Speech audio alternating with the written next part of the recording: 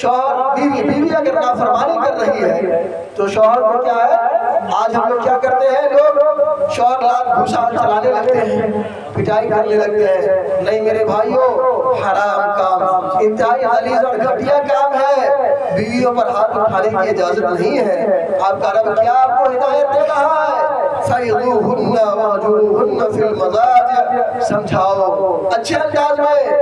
اگر تمہاری بیوی تمہاری باتوں کو نہیں مانتی ہے، چھوٹی موٹی بات کو تو ایسے اگنور کر دینا چاہیے۔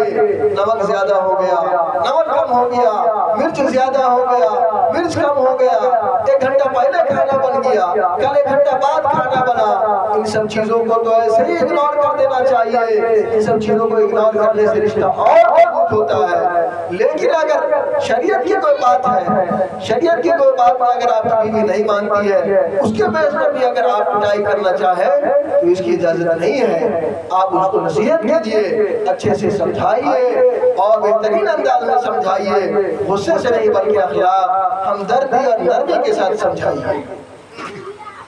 اس پر بھی اگر بس نہیں ہوتا ہے تو اگلا اسٹیپ کیا ہے، اگلا مرحلہ بستر الگ کر دیا جائے، ہے نہیں؟ اس کے بعد بھی اگر نہیں ہوتا ہے تو ڈانٹنے ڈپٹنے کی اجازت ہے۔ اس طریقے سے ہلکا سا ہاتھ کا استعمال کرنے کی اجازت ہے کہ جسم پر خروچ نہ آئے، ایک نشان بھی نہ آئے، لیکن مارنے کی اجازت نہیں ہے۔ آگے فرمایا، اے شوہرو، اگر تمہاری بیوی تمہارے بستر الگ کرنے سے اور تمہارے سمجھانے سے سمجھ گئی ہے، تمہاری بات ماننے لگی ہے، پھر بھی تم غصہ نکالنا چاہتے ہو، بھڑاس نکالنا چاہتے ہو، اور اس بھڑاس نکالنے کے نتیجے میں بار بار اس کی غلطی نکالتے ہو، بار بار پر اس کی غلطی نکال کر کے اس کی پٹائی کرنا چاہتے ہو، تو یاد رکھو شوہرو، یہ دنیا ہے، دنیا یہاں اللہ تعالیٰ نے تمہیں الرجال قوامون علی النساء ایک گھر کا ذمہ دار بنایا ہے اور ایک پوری فیملی کا ذمہ دار بنایا، اور ذمہ دار بنا کر کے سرداری تمہارے کاندھے پر سونپ دیا ہے۔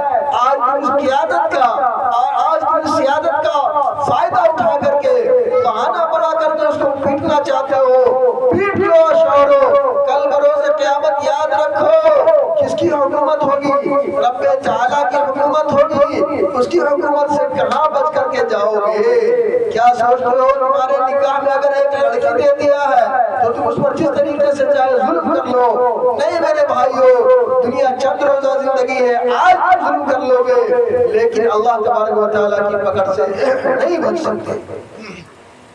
کیا فرمایا؟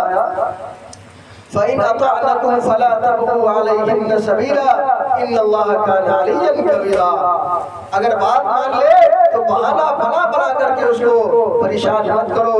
ہاں یاد رکھو، اگر اس طرح سے کرو گے إِنَّ اللَّهَ كَانَ عَلِيًّا كَبِيرًا تو اللہ تبارک و تعالیٰ کیا ہے، بہت بڑا ہے، اس کا درجہ بہت بلند ہے اور وہ بڑی طاقت سطوت والا ہے۔